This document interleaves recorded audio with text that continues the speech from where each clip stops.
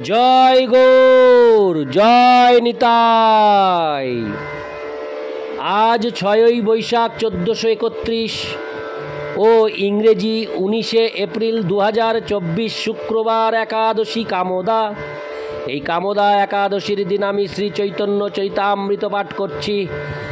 আজ আমি পাঠ করছি শ্রী চৈতন্য চরিতামৃতের আদি লীলার 3য় পরিচ্ছেদ আশীর্বাদ মঙ্গলাচরণে শ্রী চৈতন্যাবতারের সামান্য ও বিশেষ কারণের শ্লোক 49, 50 ও 51। নারায়ণ হে নারায়ণ, ভব ভয় হরণম নারায়ণ। লক্ষ্মীকান্তম কমলনয়নম মঙ্গলচরণম নারায়ণ।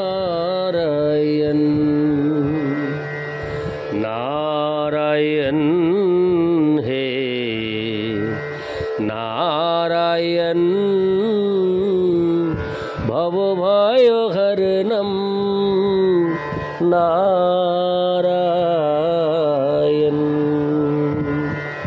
শ্লোক 49। সুবর্ণ বর্ণ হেমাঙ্গ বরাঙ্গশ্চন্দনাঙ্গদি সন্ন্যাস কৃচ্ছম শান্ত নিষ্ঠা শান্তি পরায়ণ। অনুবাদ: তার আদি লীলায় তিনি স্বর্ণের মতো উজ্জ্বল বর্ণের সুন্দর দেহ ধারণ করে গৃহস্থ রূপে লীলাবিলাস করেন। তার সর্বাঙ্গ সুন্দর এবং তার চন্দন চর্চিত শ্রীঅঙ্গ তপ্ত কাঞ্চনের মতো দ্যুতি সম্পন্ন।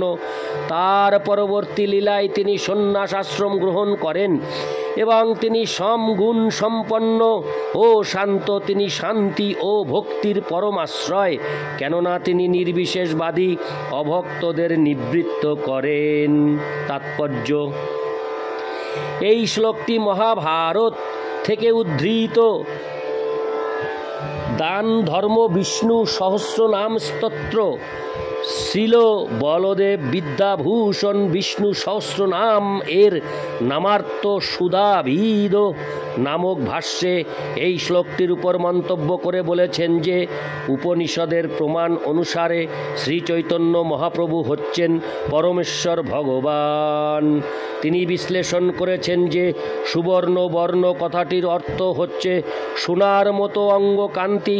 এই প্রসঙ্গে তিনি যদা পশ্যতে রুক্নবর্ণং কর্তারমীশং পুরুষং ব্রহ্মজনীনম, এই বৈদিক নির্দেশটিরও উল্লেখ করেছেন।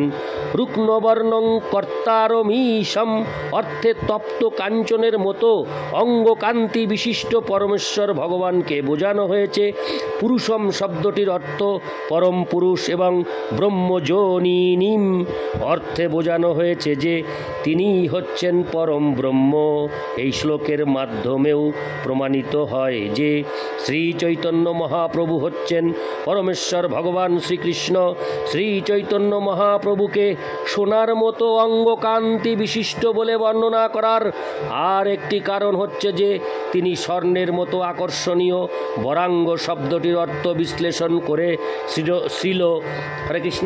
শ্রীল বলদেব বিদ্যাভূষণ বলেছেন অপূর্ব সুন্দর। শ্রী চৈতন্য মহাপ্রভু তার বাণী প্রচার করার জন্য গৃহস্থ আশ্রম ত্যাগ করে সন্ন্যাস আশ্রম অবলম্বন করেছিলেন। সম বা তার সমগুণ দুটি অর্থে প্রকাশিত হয়েছে। প্রথমত তিনি পরমেশ্বর ভগবানের গূঢ় তত্ত্ব বর্ণনা করেছেন এবং দ্বিতীয়ত তিনি শ্রীকৃষ্ণ সম্বন্ধে জ্ঞান দান করে এবং প্রেম দান করে সকলের যথার্থ শান্তি ও আনন্দ বিধান করেছেন। তিনি শান্ত, কেন কেননা কৃষ্ণ ভক্তি ব্যতীত অন্যান্য সমস্ত বিষয়ে তিনি উদাসীন। শ্রীল বলদেব বিদ্যাভূষণ বিশ্লেষণ করেছেন যে নিষ্ঠা শব্দটির অর্থে তিনি যে শ্রীকৃষ্ণের দিব্য নাম কীর্তনে সম্পূর্ণভাবে মগ্ন সেই কথাই বোঝানো হয়েছে। শ্রী চৈতন্য মহাপ্রভু ভক্তি বিরোধী সব রকম মত ও পথকে খণ্ডন করেছেন। বিশেষ করে ভগবানের সবিশেষ রূপের বিরোধী অদ্বৈতবাদীদের তিনি সম্পূর্ণরূপে বশীভূত করেছেন।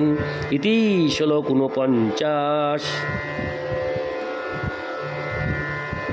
শ্লোক 50। ব্যক্ত করি ভগবতে কহে বারবার, কলিযুগে ধর্ম নাম সংকীর্তন সার।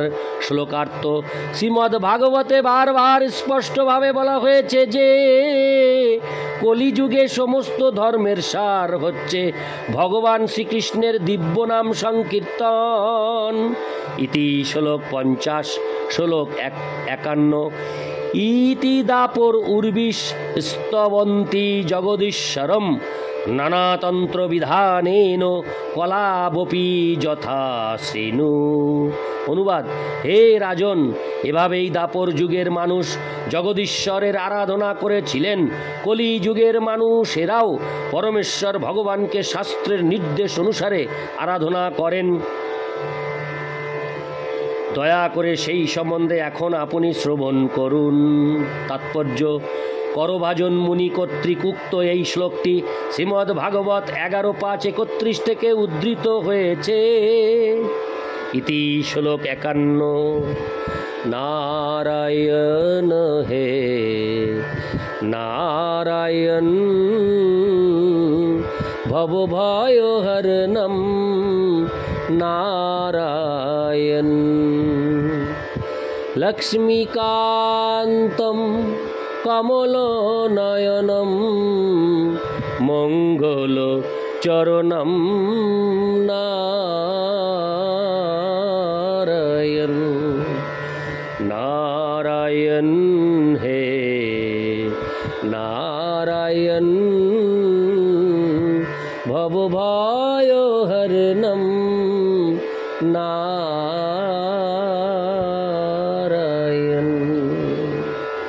জয় গৌর, জয় নিতাই।